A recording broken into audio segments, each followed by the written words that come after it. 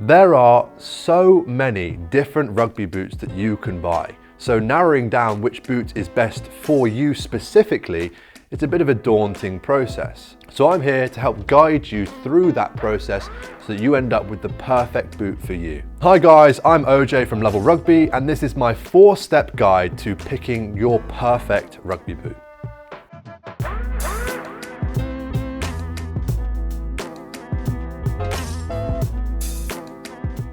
The first stage of selecting your preferred boot is by accessing the positional categories of each boot. Now, whether you're a heavy forward, a mobile forward, a fast back or a kicking back, there is a specific category of boots designed for each position. Starting with the no-nonsense front rowers, there are forwards-based boots. So behind me we have, here we go, the Adidas Kikari. So the reason why this is a forward-based boot is primarily due to the traction of the boot. As you can see, there's 8 metal changeable studs here that provide that traction you need in contact areas, but even more so in the scrum in the front row. Alongside that comes the stiffer sole plate, so that when you're pushing off, you're accessing as much power as possible. And finally is the upper, which is a bit thicker, just to add that protection in those contact areas. That's what you'll find commonly from a forwards-based boot.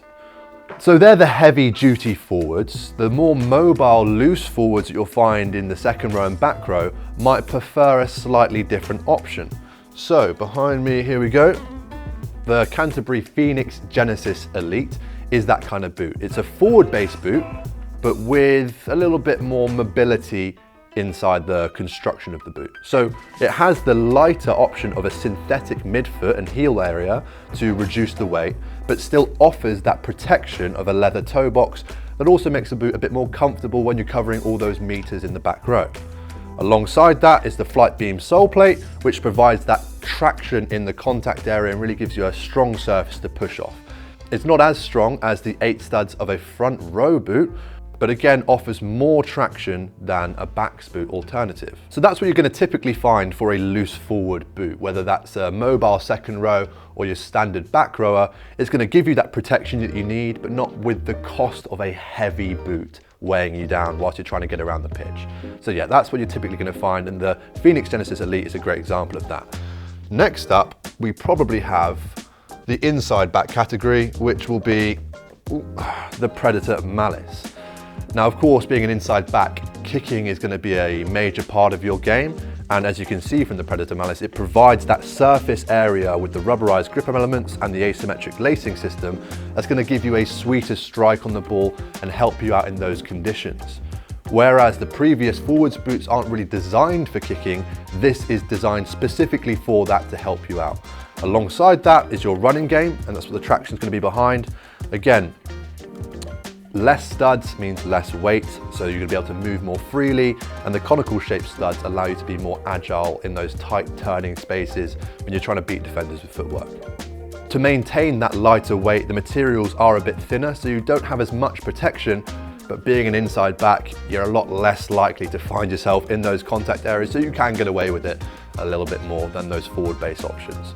An alternative boot for an inside back that provides a different kicking surface is the Nike Tiempo Legend. Now, this boot is a leather boot and is worn by players across all positions. It's a very versatile boot. You can see some players even in the front row wearing this because of the added protection it provides. However, in my opinion as a fly half, I often wear this boot because of the cushioned feel it gives me when I'm striking the ball. The leather is really flexible and adapts to the shape of your foot, so it makes the boot even more comfortable when you're wearing it. So you'll typically see this boot being worn by those inside backs who love kicking the ball to have that nice soft strike, but are also worn across the whole team. You see back rowers, front rowers, outside backs all wearing the Tiempo, primarily as a result of the comfort the leather upper provides. So yeah, that's a standard, typically all-rounder boot, but again, like I said, worn a lot by inside backs who like kicking the ball. Finally, we have outside backs. That's the final category. There's a couple options you can choose from. First of all, we've got the Mizuno Morelia 3 Elite, and we've got the Adidas RS7. Now, boots for the outside backs are, of course, all about speed. And these boots provide exactly that. Due to their lighter weight and their aggressive stud patterns, It's going to help you in those wider spaces when accelerating, decelerating, changing directions, and just essentially making you feel more responsive and giving you that edge in those wider channels. So yeah, they're the boots you'll typically find being worn by outside backs. You still need to kick the ball, hence why they have the rubberized grip elements and the nice soft leather on top. But the predominant focus is for maneuverability, mobility, being fast, quick, agile. That's the primary focus for outside backs boots. So yeah, as you can tell, each boot category per position has unique features to help optimize your specific traits as a player in that position. But once you've decided what category you're going into, the second stage of deciding which boot is best for you is how exactly you play that position. So, for example, going back to the Phoenix Genesis Elite, and we'll take the Tiempo.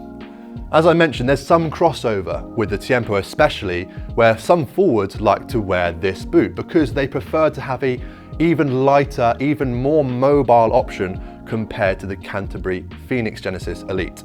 You'll see this being worn by the enforcer type second rows, those players who are a little less nonsense, a little less flair arguably, who just want to make strong tackles, be committed in that contact area, whereas this is perhaps for your more flary back row who enjoys being a bit more mobile, getting their hands on the ball. There's a bit of crossover there, so the second stage is to decide how you want to play your position.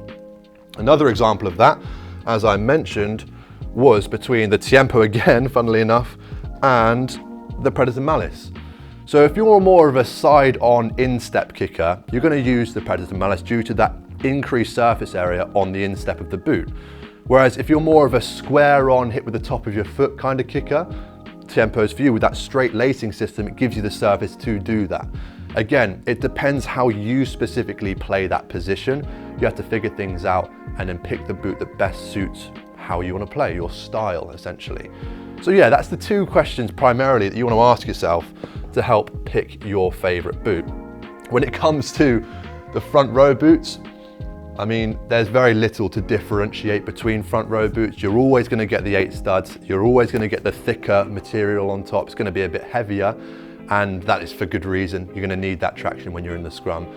It's rare. Sometimes you'll see some players, like hookers for example, Jamie George used to wear some Tiempos, but it's rare. You need that traction. It's a pretty no-nonsense option when it comes to front row boots. It's less crossover there. So yeah, that's the two questions you have to ask yourself.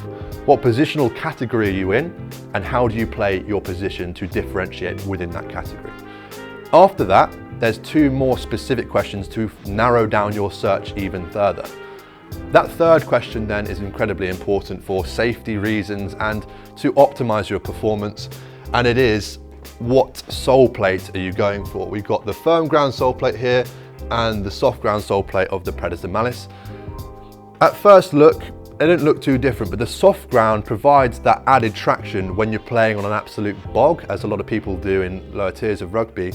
So as you can see, with the Predator Malice, there are more conical shaped studs which help more with agility and tight turns as opposed to straight line speed. If you want straight line speed, you're going to go with more regular shaped studs which really help acceleration and deceleration in straight lines. So understanding the surface you're playing on is really important, not only just for safety reasons, because wearing longer studs on firm ground, you will be sliding around a little bit more. So essentially for stage 3, what you need to do is match the surface you're playing on with the boot that you're picking. If you're playing on predominantly firm ground, pick up a firm ground pair of boots.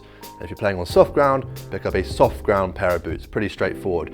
With me, personally, I'll usually buy both, because then I can match the boot on the day, because you never quite know what surface you're playing on until you get to the pitch, especially on away days. So I pick up both ideally, but if one way or another, try and match the surface you're playing on as much as possible. The final stage then is all about your budget. So boot providers provide top tier elite boots, and then they provide the takedown models of those boots. Now those takedown models, I've done a separate video on if you want to go check that out, but they essentially use alternative materials and lose out on a couple of the technical features to provide you with a boot that still performs, but just for a lower price. The boots that you see behind me here, they are the elite tier boots, and they have all the technical features that you'll find. So yeah, that is the final question you have to ask yourself, is your budget and your price range. As I said, each boot provider provides a different tier boot depending on your price range. So if you have the elite boots, they're going to cost a little more, and the takedown models are going to be a bit more affordable while still providing good performance, but maybe preferable for your budget. So yeah, they are the 4 questions you have to ask yourself. First, positional category, how you play that position, the kind of surface you're going to play on, and then finally your budget. If you tick those 4 boxes, you found your perfect boot for you. All the information on all of these boots you can find across our YouTube channel. I've done breakdowns on every single boot, and if I haven't, let us know down below in the comment section which boot you want us to break down for you. And other than that, subscribe, like, and I'll see you next time.